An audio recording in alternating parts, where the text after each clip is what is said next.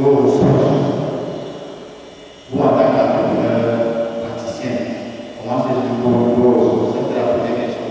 Et la deuxième question, lorsque le projet, on le dit déjà, on n'en pas, il y a ce problème de maintenance. Je voudrais savoir comment maintenir une entreprise, quel qu'en soit les aléas, des difficultés financières, ressources humaines, tout ce que ça comporte. Comment pallier à tout ça pour maintenir sa position sur un marché qui est le plus potentiel. Merci. Tout à l'heure, on a parlé de développer l'entrepreneuriat. Mais je suis un peu déçu parce que vous n'avez pas parlé des formes, quelles sont les formes que l'on doit pour le lancement d'une entreprise. Et aussi, je voudrais également savoir la question, comment se caractérise l'entreprise en société, plus particulièrement dans notre pays.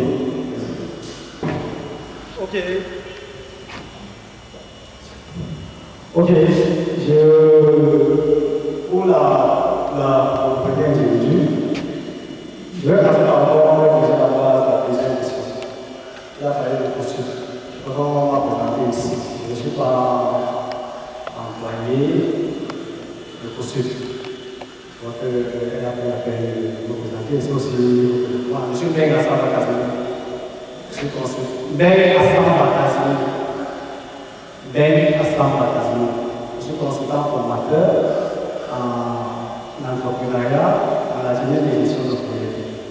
J'ai mis sur pied ma petite structure qui accompagne les gens. Je l'ai accompagné pas sur le plan financier, mais sur le plan d'études de marché et du business plan et de formation en entrepreneuriat. Ça, c'est ce que je suis. Donc, je crois que maintenant, vous allez voir les essais qui travaillent à poursuivre. Peut-être que s'ils ont, voilà, ils vont le faire. Moi, je suis un privé. C'est bon? Ok. La question des moyens financiers, marché de moyens financiers. J'aime bien cette question, j'ai toujours aimé. Ça, quelque part dans mon propos, malheureusement, on ne peut pas tout dire. Comme je l'ai dit, un peu de 6 mois de développer. Le moyen financier dans la création d'entreprise est la dernière des choses pour lesquelles tu dois penser. Comment vous appelez les choses? Ok. Vous faites déjà quel niveau? Voilà. C'est déjà très fort. C'est déjà très fort. Est-ce que c'est déjà très fort? Est-ce que chaque fois que tu fais ton école, lorsque tu as commencé à aller à l'école, tu te dis, j'ai des moyens financiers pour arriver à master? Si je posais juste cette question.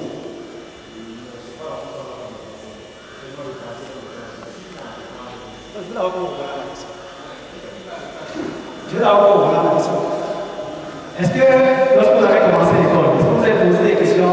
Est-ce que j'ai des moyens financiers pour arriver à master?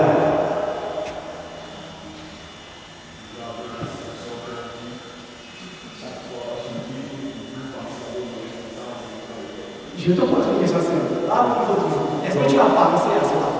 Que pour que j'arrive au master, c'est beaucoup d'années d'études et beaucoup d'argent. Est-ce que tu t'es dit, est-ce que j'ai tout l'argent, on a mis tout l'argent jusqu'à master quelque part, pour que j'arrive à master? C'est une question simple. Non, on ne dit pas, on ne dit pas. Voilà. Nous sommes en train de question. Je vois que chacun d'entre nous sommes jeunes. On va nous ajouter quelque chose, je vais acheter la tennis. Vous n'avez pas encore vu. Mais la volonté fait en sorte qu'on puisse avoir. Si tu n'as pas encore vécu, c'est que tu n'es pas jeune. Et c'est la même chose dans l'entrepreneuriat. C'est-à-dire, il faut commencer par cultiver. Le point, c'est d'abord, quel est le choix du projet que je choisis, que je prends, la médecine à ce moment. C'est ça le plus important. Et là, on a ce qu'on appelle les approches entrepreneuriales, c'est-à-dire, quoi tu vas toucher à l'argent là-dedans. La première chose, c'est le profil du porteur de projet, c'est ce qu'on appelle l'approche par éclair.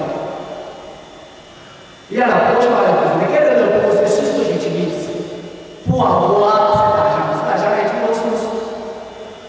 Vous pouvez guider derrière et avoir l'argent. J'ai dit une chose. Vous faites quoi là-dedans?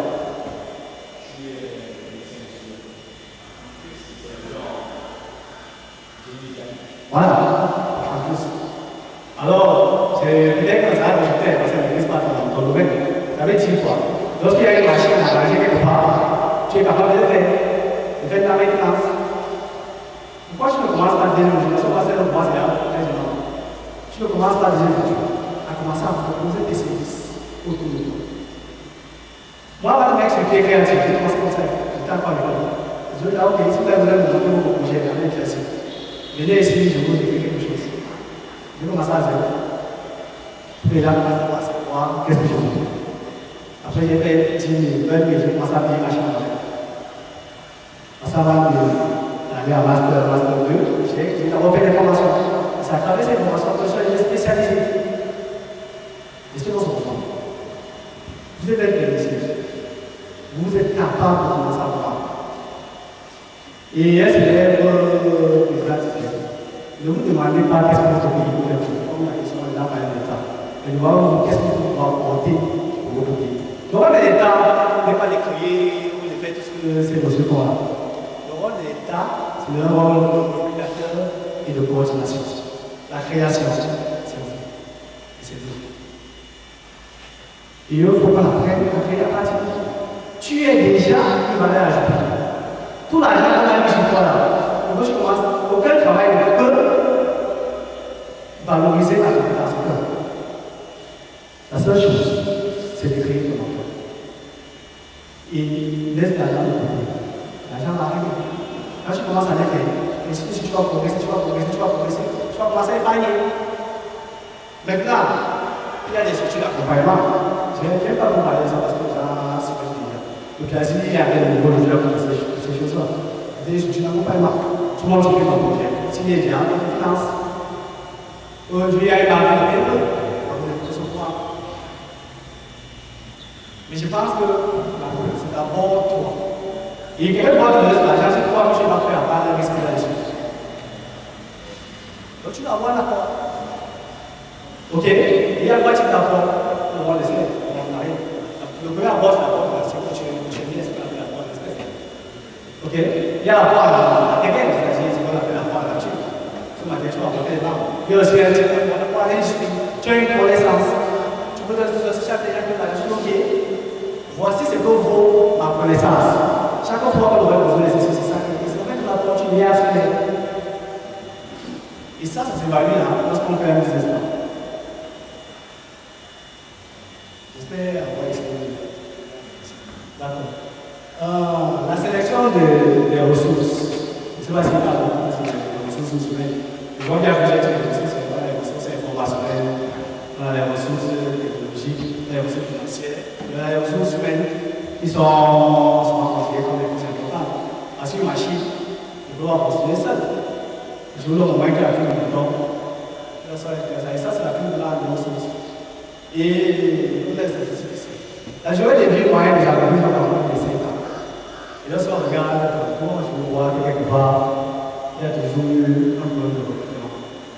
Pas parce que quand on manque de ressources, j'ai toujours, lorsque je vois les directeurs d'entreprise qui disent que les gens sont déjà à l'école, ils sont pas compétents. C'est faux. C'est très compliqué.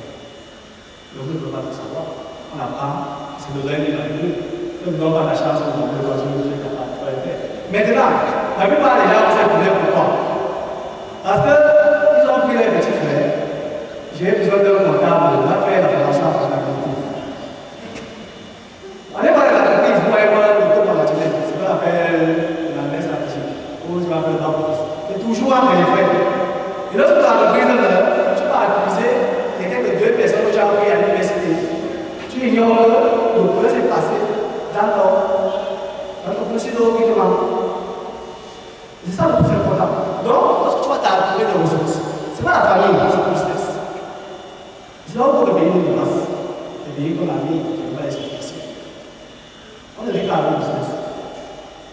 Moi, je suis financier, mais par contre, c'est la première part de la chose. Lorsque je me dis, tu vois comment je vais faire ça, on ne se connaît pas. C'est qui le travail. Et lorsque vous avez une ressource comme celle-là, vous pouvez lui dire que fait ceci et fait. Mais moi, j'appelle ton petit frère comme ça là, qu'est-ce que tu vas faire? Tu vas faire quoi? Tu parles, on fait le conseil de famille sur toi.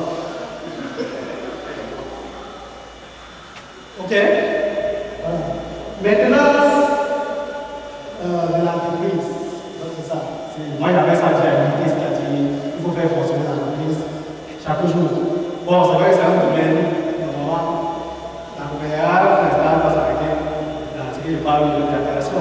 Mais comme je disais, il faut faire fonctionner l'entreprise. Il faut faire fonctionner l'entreprise déjà, ce qu'on appelle les parties prenantes de l'entreprise. Il faut voir quel est le type de fournisseur dont on a, qui sont aussi très importants pour la viabilité de l'entreprise. Si le fournisseur passe pas à bien livrer en retard, et que le client a besoin de produire, si tu ne livres pas au temps, il va aller voir, tu le comprends. Vous devez gérer les fournisseurs, vous devez gérer vos ressources, c'est-à-dire comment les gens accueillent vos clients au sein de l'entreprise. Si vous avez toujours des gens qui vous avez la même bureau, en fait, vous organisez des. Je ne sais pas avec les églises de la prière, mais il est au bureau, lorsqu'il prie, il ne veut pas quelqu'un, ça peut vous nuire. Donc, toute l'entreprise est une question managériale. Moi, je vais étudier tout un domaine que je n'aurai pas le temps d'expliquer ici. Il faut juste savoir manager. Si le management, c'est pas savoir gérer les ressources pour atteindre son métier qui est fixé. Je suis Benjamin Moine, je suis le CEO de Bliss Business Academy, mais je vais plus vous parler en tant qu'expert en ressources humaines. Dans le cadre de l'orientation vers l'emploi, mais également vers l'entrepreneuriat. L'intervention de mon prédécesseur tout à l'heure vous a parlé un peu de qu'est-ce que vous devez faire pour, si vous êtes un entrepreneur, pour entreprendre de manière viable. Donc je vais vous partager l'expérience en tant que directeur des ressources humaines, que j'ai été dans les multinationales de la place pendant une dizaine d'années, avant de créer mon entreprise. Et je vais également le faire en tant qu'entrepreneur, pour vous dire ce que la ressource humaine est, ou alors ce que le capital humain est dans l'entreprise. Et ça vous aiderait en ce moment-là de vous orienter, de savoir ce qu'il faut faire. Alors en termes de capital humain, vous allez entendre toujours que c'est la chose la plus importante dans une organisation. Un pays vaut par son nombre, le nombre d'habitants. Même s'il est riche, je sors du Congo où je suis allé faire une formation. Le Congo est un grand pays, Congo-Brazza, mais ils sont très peu nombreux comparé au Cameroun. Je pense que nous, on doit être 4 ou 5 fois plus nombreux qu'eux. Maintenant, si on prend le Cameroun et on compare au Nigeria, vous voyez, on est tout petit à côté du Nigeria. Si on compare le Nigeria aux États-Unis, on oublie souvent ça. Les États-Unis, on parle de 300 millions de personnes. Okay? C'est encore une échelle beaucoup plus grande. Et c'est pour ça que vous allez voir que dans le monde entier, il y a des rapprochements démographiques, c'est-à-dire que les États se mettent ensemble pour créer des zones économiques, pour que les affaires marchent bien. Donc le capital humain est très important, ce qui signifie que, en tant que personne, vous devez commencer dès le noyau familial à bâtir qui vous serez demain. Tout se joue dès que vous avez poussé le premier clé. L'école que vous allez choisir doit pas être en tant que parent ou futur parent pour vos enfants, va déterminer qui ils seront demain. Les lectures que vous faites, les amis que vous avez vont déterminer qui vous serez. Donc il faut faire très attention. Vous voyez, par exemple, vous êtes ici aujourd'hui, vous allez entendre une ou deux choses qui peuvent changer votre vie pour l'avenir. Vous voyez, c'est ça qui est important. Et c'est ça qui fait souvent la différence entre une personne et une autre. Vous avez été sur les mêmes bancs, vous avez eu les mêmes cours, les mêmes enseignants, mais vous n'avez pas le même destin parce que tout le monde n'attrape pas le message de la même manière. Et pourquoi on n'attrape pas le message de la même manière? Parfois parce qu'on a été éduqué différemment. Je suis souvent surpris d'arriver quelque part et de voir des gens qui disent « Monsieur, on veut réussir, oui, on veut et tout », mais de voir que pendant que l'orateur parle, on est distrait, on parle à côté, on joue à côté, mais je me demande qu'est-ce qu'on est venu faire là?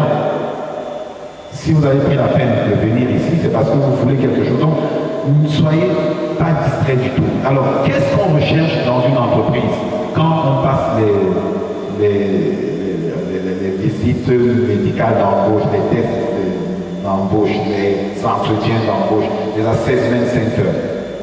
Pourquoi on fait tout ça? Alors, l'argent qu'on dépense, c'est pour ne pas se tromper sur la personne qui va être employée pour produire un résultat.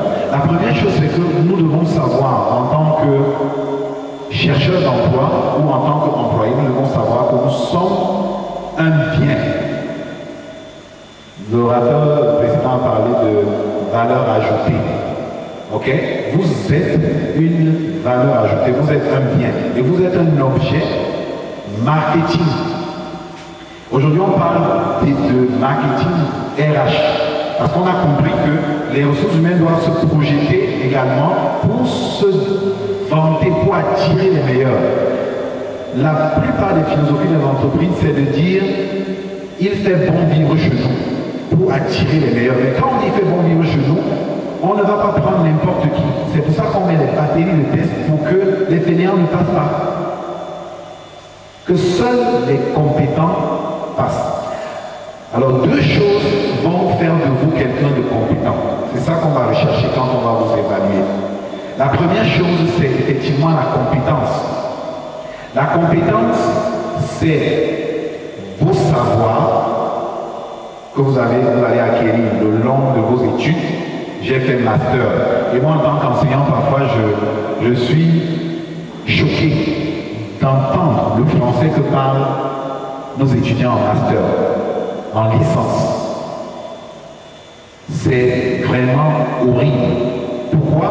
Parce que nous sommes dans une génération où on a commencé à prendre des outils qui doivent nous aider à mieux nous insérer pour en faire des outils qui vont nous désocialiser et qui vont nous empêcher de mieux nous insérer. WhatsApp, par exemple, Facebook. Quand je regarde les profils, en tant que recruteur, je vais dans les profils, je viens dans les profils des candidats et je vois n'importe quoi. Je lis Benjamin Wall sur le CV. Quand je tape ma recherche sur Google, Benjamin Wall, j'arrive sur Facebook, je vois Ben Lottery, Anita la Panthère, Zoé Leclerc.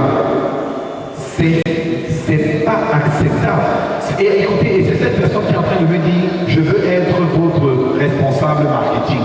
Je veux être votre responsable commercial. Non, ça ne marche pas. Et certains me disent, oui, mais monsieur, c'est ma vie privée. Je fais mon compte. Non, rien n'est privé quand vous êtes en train de chercher à vous insérer. Quand vous cherchez à apporter de la valeur.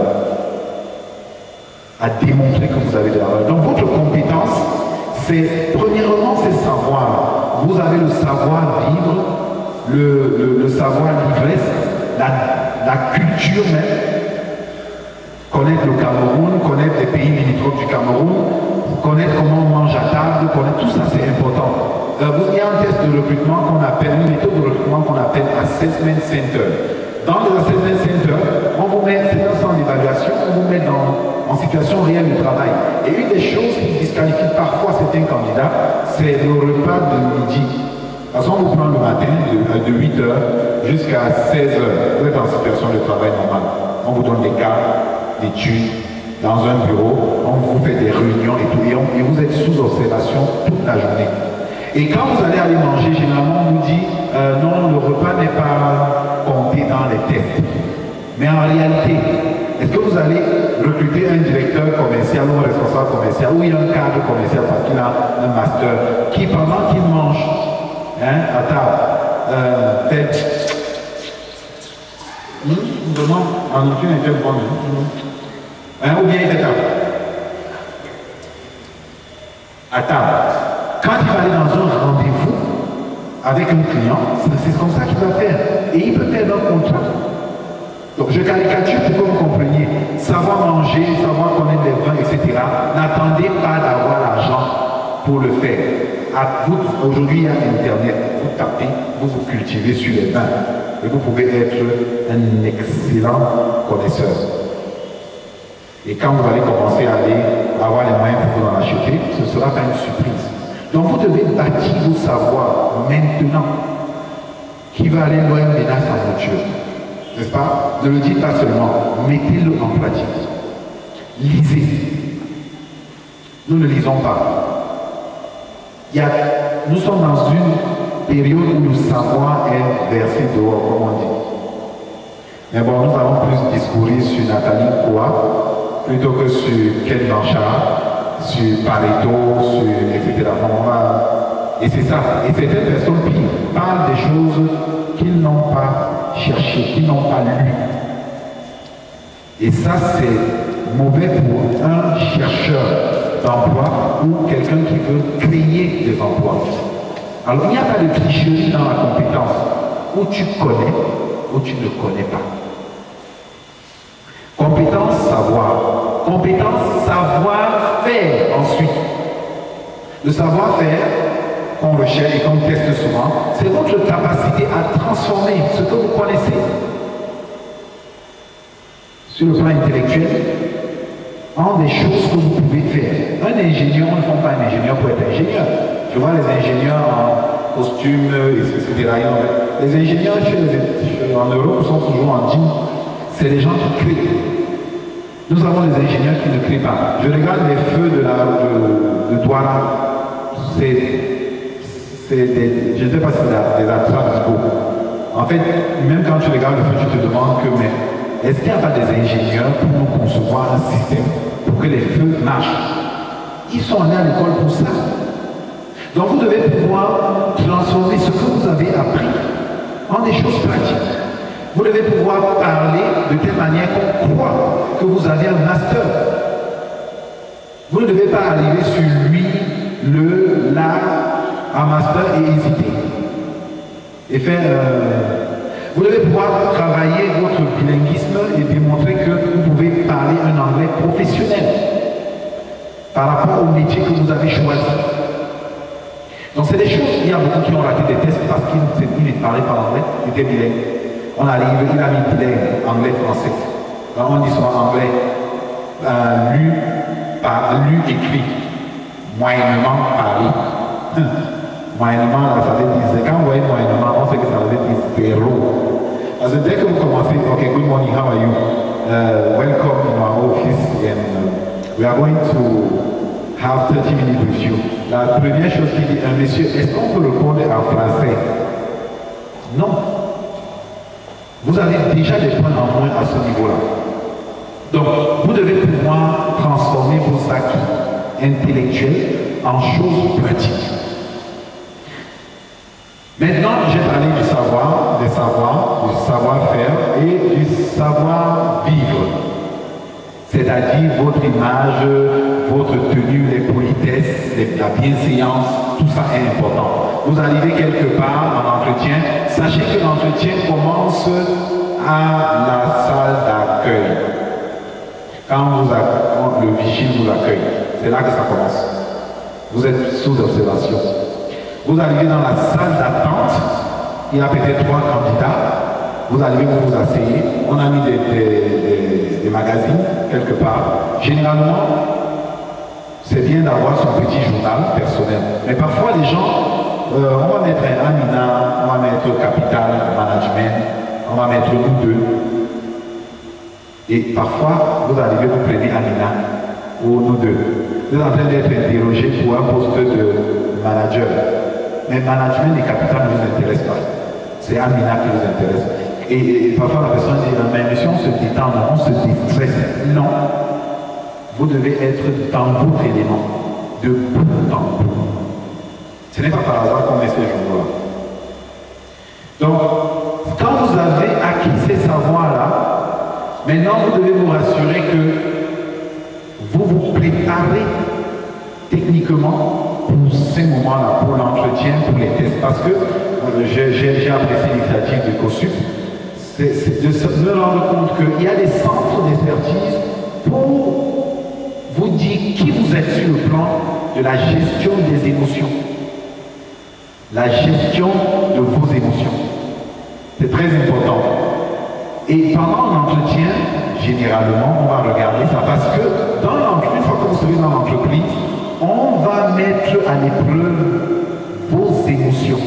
Et vous devez être capable de les gérer, de vous retenir, de vous contrôler, tout en faisant le travail pour lequel on vous a recruté.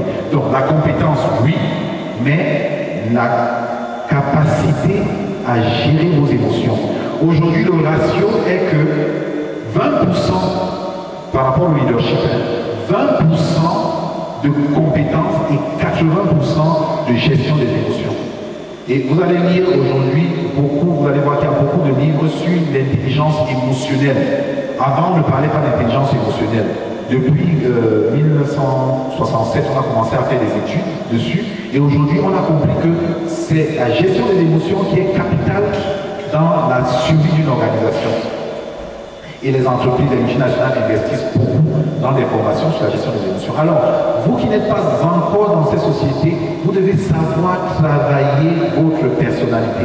C'est de ça dont il est question. Qui êtes-vous? Comment réagissez-vous sur stress? Qu'est-ce que vous aimez? Qu'est-ce que vous n'aimez pas? Vous devez le savoir. Et sur le net, vous avez tout ça. Tapez test psychotechnique, test de personnalité, vous allez voir, il y a des tests gratuits. Exercez-vous. Si vous avez l'occasion de rencontrer des coachs, parlez-leur, demandez-leur 2 ou 3 choses. Vous pouvez passer 5 minutes avec un coach et votre vie change. Moi, je suis souvent surpris parce que quand je discute avec des personnes, ils voient plus la casquette de DG2. Ils ne voient pas la casquette de l'enseignant et coach. Quelle est l'astuce, quel est l'élément que je peux améliorer dans ma personne? Ils ne voient pas ça. Mais c'est souvent ça l'essentiel qui va vous permettre de mieux vous insérer. Donc dans les organisations, la ressource humaine, le capital humain, parce qu'aujourd'hui on parle beaucoup plus de capital humain, est cette personne-là qui vous apporte la compétence dont vous avez besoin par rapport au poste pour lequel il est recruté, mais qui exerce cette compétence dans un engagement et dans le respect de son émotivité, de ses émotions. Et donc c'est très important, les gens qui sont colériques, qui n'arrivent pas à garder leur sang-froid face à une situation, etc., ça se voit en entretien et ça se voit, et ça fait la différence dans le recrutement. Une fois que vous êtes à l'intérieur, vous allez avoir une batterie d'éléments. Vous allez devoir savoir lire une fiche de poste. Donc c'est bien de savoir ce que c'est qu'une fiche de poste avant de commencer à travailler. Vous allez avoir des objectifs qu'on va vous donner avec des résultats attendus. Vous devez savoir qu'est-ce qu'un objectif. J'entends plusieurs étudiants qui sont en master. Quand on leur demande qu'est-ce que c'est qu'un objectif SMART, aujourd'hui on parle de SMARTer, ils ne connaissent pas. C'est précis, donc ça reste au niveau du savoir. Quand je leur dis maintenant définissez un objectif. Par exemple, vous voulez faire de la téléphonie, un call box, vous voulez ouvrir un call box, fixez un objectif. Qu'est-ce que vous allez faire? Donc, c'est important de connaître que voilà les éléments sur lesquels l'employeur va se baser pour vous, on va dire quoi, peser et savoir si vous êtes une valeur ajoutée dans son organisation. Donc, pour faire vos compétences d'un côté, émotions de l'autre côté. Ces émotions vont vous donner le potentiel de grandir dans la société. La bonne gestion de ces émotions.